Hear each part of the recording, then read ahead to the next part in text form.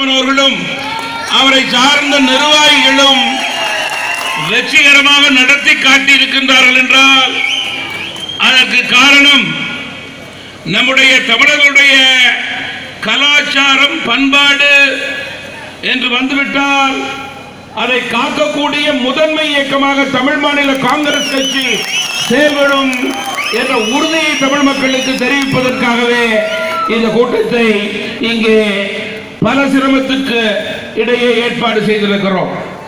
நண்பர்களே, தமிழ் மாநில காங்கிரஸ் கட்சியை பொறுத்தவரையிலே ஆண்ட கட்சியும் கிடையாது, ஆளுகின்ற கட்சியும் கிடையாது. ஆனால் ஆளப்போகின்ற கட்சி என்பதிலே மாற்று கருத்து கிடையாது. எதற்கு ஆண்ட ஆளுகின்ற என்ற கட்சி என்று சொன்னால், எங்களிடம் மக்களுடைய வரிப்பணம் எல்லாம் கிடையாது.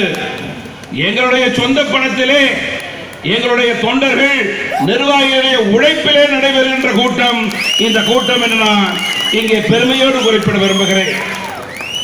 இன்றைக்கு இந்த கூட்டத்திலே 3000 பேர் இருந்தார்கள் என்றால் அது 3 லட்சம் பேருக்கு சமம்.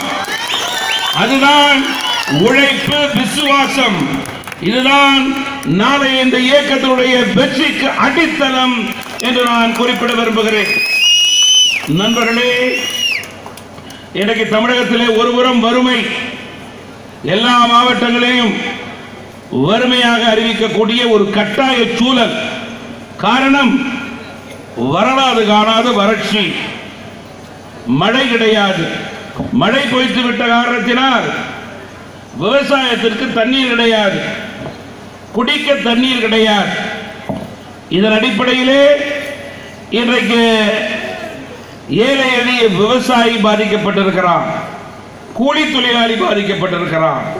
மறுபுறம் மத்திய அரசினுடைய செயற்கையான பணத்தட்டுப்பாடின் பணியின் காரணமாக அனைத்து தரப்பு மக்களும் பாதிக்கப்பட்டிருக்கிறார்கள்.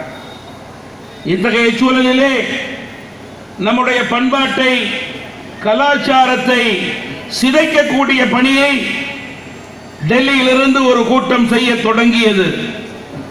அதற்கு பதிலளிக்கும் வகையிலே இன்றைக்கு இளைஞர்களும் மாணவர்களும் மகளிரும் ஒன்று திரண்டு அறப்போராட்டம் நடத்தி கொண்டிருக்கிறார்கள். நண்பர்களே, இளைஞர்கள் மாணவர்களை பொறுத்தவரையிலே ஒரு குறிக்கோளோடு இந்த பணியை இதுவரை செய்து கொண்டிருக்கிறார்கள். அந்த குறிக்கோள்